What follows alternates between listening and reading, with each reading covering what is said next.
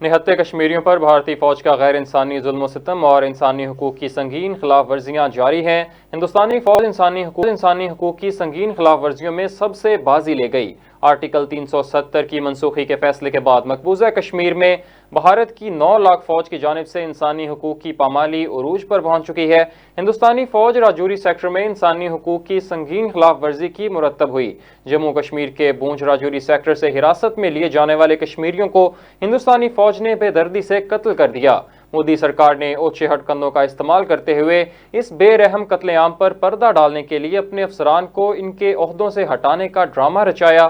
جموں کشمیر کے پونچھ راجوری سیکٹر میں تعینات بھارتی فوج کے بریگیڈیئر کرنل اور لیفٹیننٹ کرنل کو ان کے عہدوں سے ہٹا دیا گیا۔ بریگیڈیئر راجوری میں راشٹرا رائفل کے ایک سیکٹر کمانڈر تھے۔ تینوں بھارتی افسران کو ہٹانے کا فیصلہ زیر حراست 3 کشمیریوں پر 3rd ڈگری ٹارچر کی ویڈیوز آرمی کیمپ سے لیک ہونے پر کیا گیا۔